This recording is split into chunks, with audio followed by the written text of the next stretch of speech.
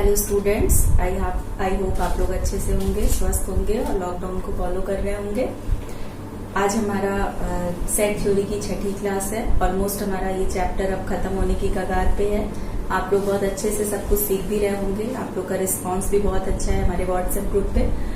तो last lecture में हम लोग क्या पढ़ रहे थे, सिमेट्री डिफरेंस के लिए एक फॉर्मूला था जिसमें हम लोगों ने उसको प्रूव करना देखा था और उसके साथ साथ बहुत सारी नई चीजें सीखी थी कि किसी भी सेट में मान लीजिए कोई हम संक्रिया कर रहे हैं, कोई ऑपरेशन है सेट का जो यूज कर रहे हैं, तो उसको और उसके नेगेटिव सेंटेंस को किस तरीके से सेट बिल्डर फॉर्म में हम लिखते हैं।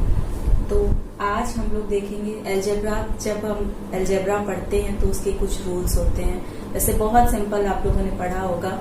जैसे हमारा जो नंबर सिस्टम का डेवलपमेंट हमने आपको पढ़ाया था, तो क्या बताया था कि जब हम दो नेचुरल नंबर्स को ऐड करते हैं तो उसका रिजल्ट क्या होता है, एक नेचुरल नंबर होता है। लेकिन जब हम दो नेचुरल नंबर को सब्सट्रैक्ट करते हैं तो क्या हमेशा ही उसका रिजल्ट एक नेचुरल नंबर होता है? नहीं होता है।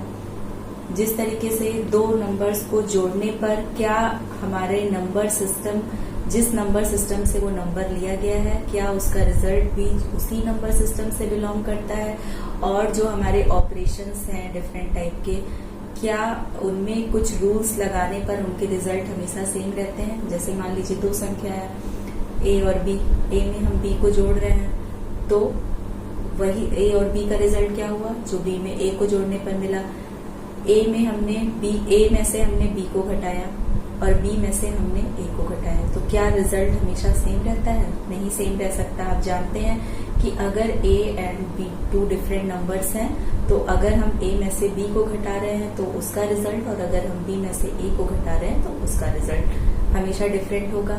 तीसरी चीज, मान लीजिए हम दो नंबर्स को मल्टीप्लाई कर रहे हैं। अगर ए में हमने बी से मल्टीप्लाई किया है तो रिजल्ट क्या हो जाएगा आपका ए डॉट बी, और अगर हमने बी से ए को मल्टीप्लाई किया है तो रिजल्ट क्या हो जाएगा आपका बी डॉट ए। दोनों इक्वल है। लेकिन क्या जब हम ए को बी से भाग देते हैं और फिर बी को ए से भाग देते हैं तो क्या रिजल्ट हमेशा बराबर होता है?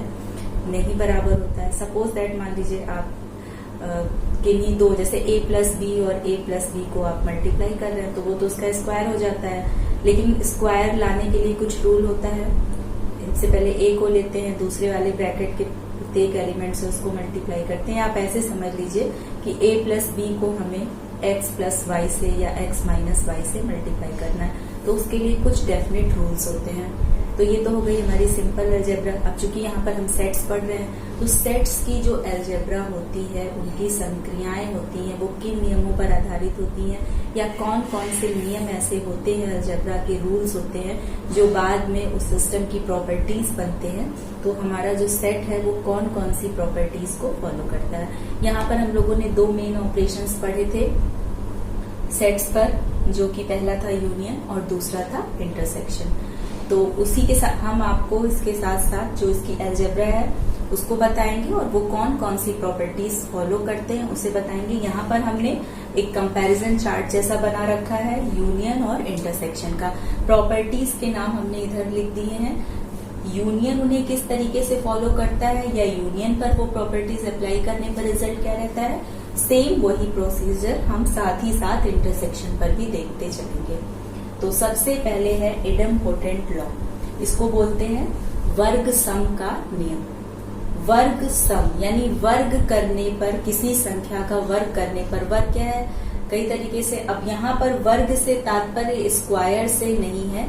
यहाँ पर सोचिएगा कि किसी नंबर में, मान लीजिए सपोज दैट 2, और ऑपरेशन है हमारा एडिशन, तो 2 में 2 को ऐड करना।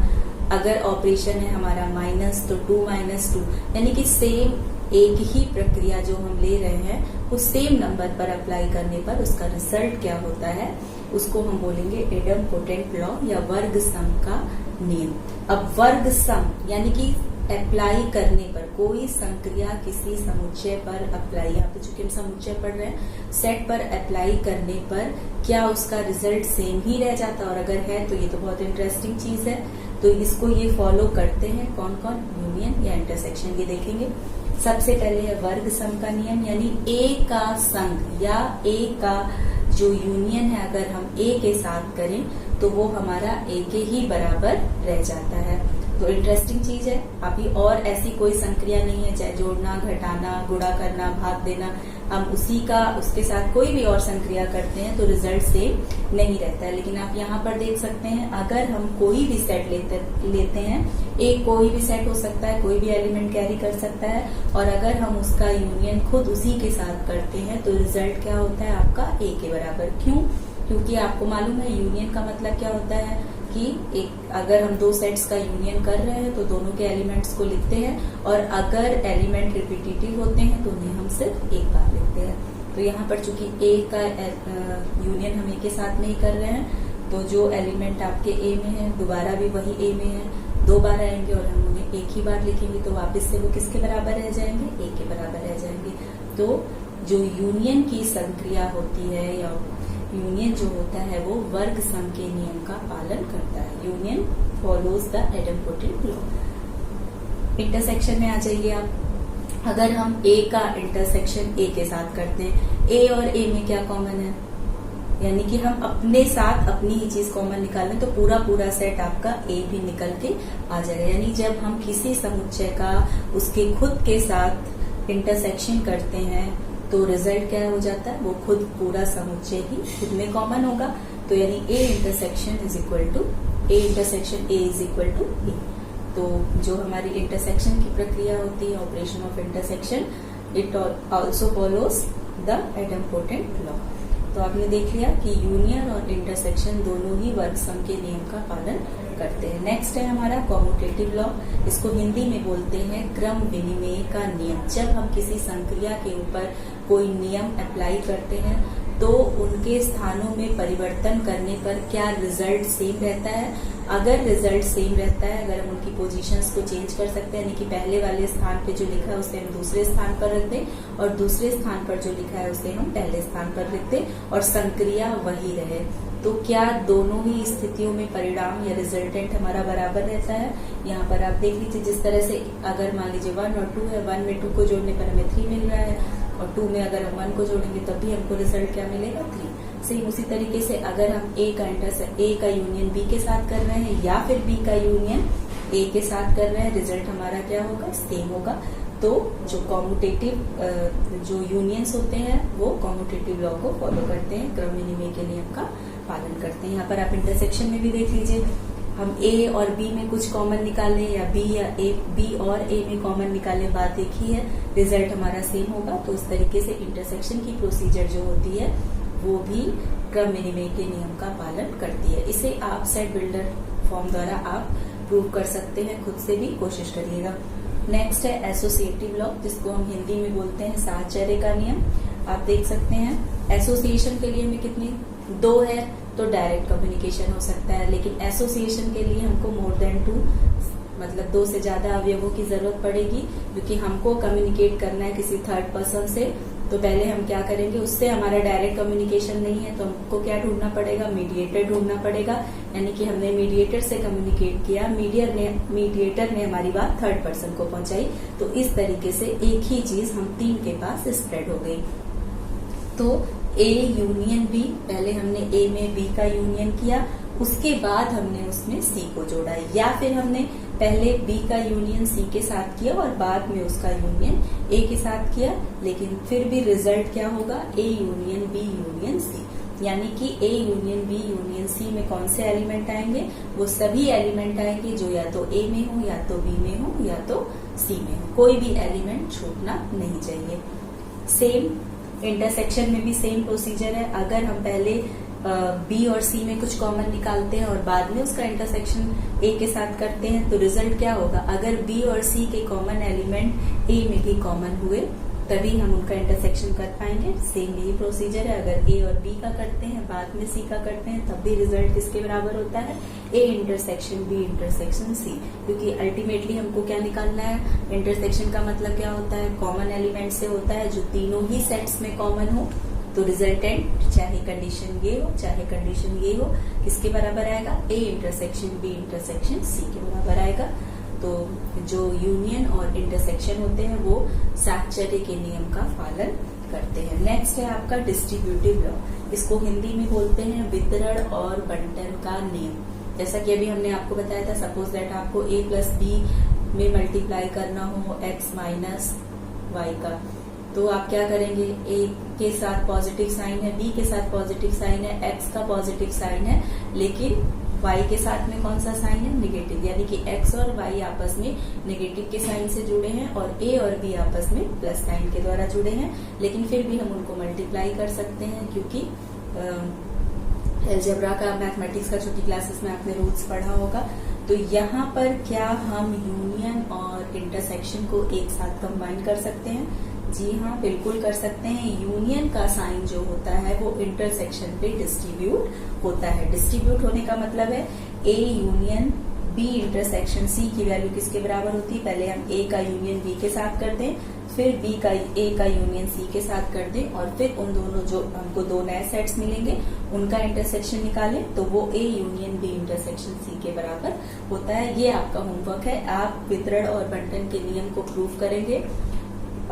इसको बोला जाता है कि union is distributes over intersection, यानी कि जो यूनियन का चिन्ह होता है वो इंटरसेक्शन के चिन्ह पर वितरित होता है, और ठीक इसी तरीके से जो इंटरसेक्शन का चिन्ह होता है वो यूनियन के चिन्ह के ऊपर वितरित होता है, यानी कि distributive, intersection is distributive over union. तो अगर हम A intersection B union C की वैल्यू निकालते हैं तो वो किसके बराबर आती है? A intersection B union A intersection C. इसे आप अपने से प्रूव करने की कोशिश करेंगे। अगर आप कर लेते हैं तो बहुत अच्छा, नहीं तो नेक्स्ट क्लास में आपको डिस्ट्रीब्यूटिव लॉ को प्रूव करके बताया जाएगा। नेक्स्ट बहुत इंपॉर्टेंट है आइडेंटिटी लॉ।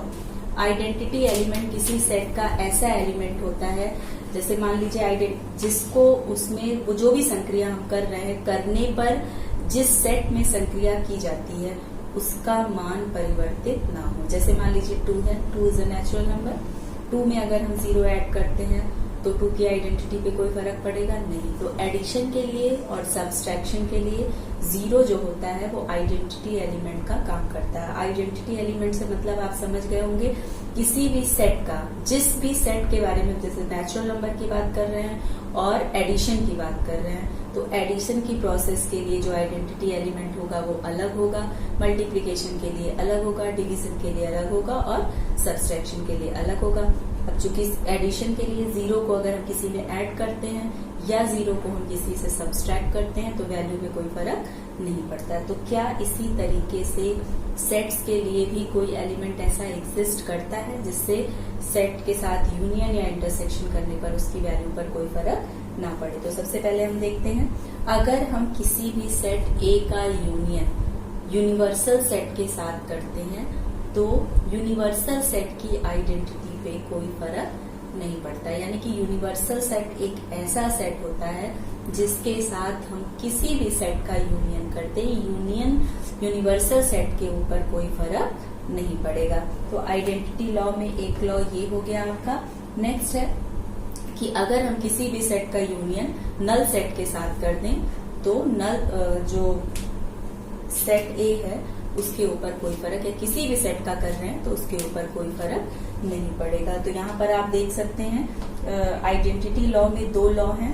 अगर हम यूनियन सेट के साथ यूनिवर्सल सेट के साथ किसी भी सेट का यूनियन करते हैं तो यूनिवर्सल सेट की आइडेंटिटी पे कोई फर्क नहीं पड़ता है, और अगर हम किसी भी नॉर्मल सेट, वो सेट कुछ भी हो सकता है, से अगर नल सेट का यूनियन करते हैं तो उस सेट की आइडेंटिटी पे कोई फर्क नहीं पड़ता है। तो यहाँ पर जो है फाई जो है या नल सेट जो है वहां पर एज आइडेंटिटी एलिमेंट आपका वर्क करेगा, और यूनिवर्सल सेट का चाहे हम जिसके साथ भी यूनियन करें उसकी आइडेंटिटी पे भी कोई फर्क नहीं पड़ेगा। तो इस तरीके से हमको इसमें 2 पढ़ना है। सेम इसी तरीके से इंटरसेक्शन में आ जाइए। अगर हम ए का इंटरसेक्शन यूनिवर्सल सेट के साथ करते हैं तो सेट ए की आइडेंटिटी पे कोई फर्क नहीं पड़ेगा, क्योंकि सेट ए भी आपका कहाँ पर स्थित है? यूनिवर्सल सेट में स्थित है, और यानी कि ए के जितने एलिमेंट हैं वो यूनिवर्सल सेट में भी हैं और ए में भी हैं। तो जब हम ए और यूनिवर्सल सेट का इंटरसेक्शन करेंगे तो हमें हमारा पूरा ए सेट मिल जाएगा। यानी कि यहाँ पर अगर हम कोई भी सेट लेते हैं और अगर हम चाहते हैं उसकी आइडेंटिटी ना लूज हो, इंटरसेक्शन की प्रक्रिया करने पर, इंटरसेक्शन की प्रोसीजर अप्लाई करने पर उसकी आइडेंटिटी लूज ना हो, तो हमें ए का इंटरसेक्शन किसके साथ करना पड़ेगा? यूनिवर्सल सेट के साथ। यानी हम किसी भी सेट का अगर इंटरसेक्शन यूनिवर्सल सेट के साथ करते हैं तो उस सेट की आइडेंटिटी पे कोई फर्क नहीं पड़ता है। नेक्स्ट है, अगर हम ए का किसी भी सेट, सपोज दैट यहाँ पर हमने ए लिया है, अगर हम ए का इंटरसेक्शन जो है फाई के साथ करते हैं, चूंकि हम जानते हैं phi is a null set, it doesn't have any element, तो ए में चाहे जितने भी एलिमेंट हों, लेकिन ए का जिसके साथ हम इंटरसेक्शन कर रहे हैं उसके पास कोई भी एलिमेंट नहीं है, तो इनका जब दोनों में कुछ भी कॉमन नहीं होगा तो रिजल्टेंट हमको क्या मिलेगा? फाई। तो यानी कि फाई जहां पर जैसे यूनिवर्सल सेट था कि उसका यूनियन हम किसी के साथ करें उसके ऊपर कोई फर्क नहीं पड़ना था, ठीक इसी तरीके से इंटरसेक्शन के लिए फाई एक ऐसा एलिमेंट है जिसका इंटरसेक्शन हम किसी भी सेट के साथ कर दें, फाई के ऊपर कोई फर्क नहीं पड़ेगा। और कोई भी सेट लें और अगर उसका इंटरसेक्शन हम यूनिवर्सल सेट के साथ करते हैं तो उस सेट की आइडेंटिटी पे कोई फर्क नहीं पड़ेगा। तो आइडेंटिटी के लिए यहाँ पर दो मेथड हैं, इंटरसेक्शन के लिए भी और यूनियन के लिए भी। तो आई होप आपको जो properties of operations of union and intersection in sets है आपको अच्छे से समझ में आ गई होगी। इसे आप कॉपी में लिख लीजिएगा और आज के लिए आप जो आपका डिस्ट्रीब्यूटिव लॉ है ये आपका होमवर्क है, आप इसे प्रूव करेंगे, अपनी कॉपी में लिखेंगे और नहीं समझ में आएगा तो नेक्स्ट इसमें आपको हम इसको बताएंगे। और नेक्स्ट आपको पढ़ना है डी मॉर्गन्स थ्योरम, उसे आप अच्छे से पढ़ के इतना इसको आप रिवाइज कर लीजिए क्योंकि डी मॉर्गन्स प्रूव करने के लिए थ्योरम आपको इन सब चीजों की जरूरत पड़ेगी। तब तक के लिए सुरक्षित रहिए, घर में रहिए। Thank you.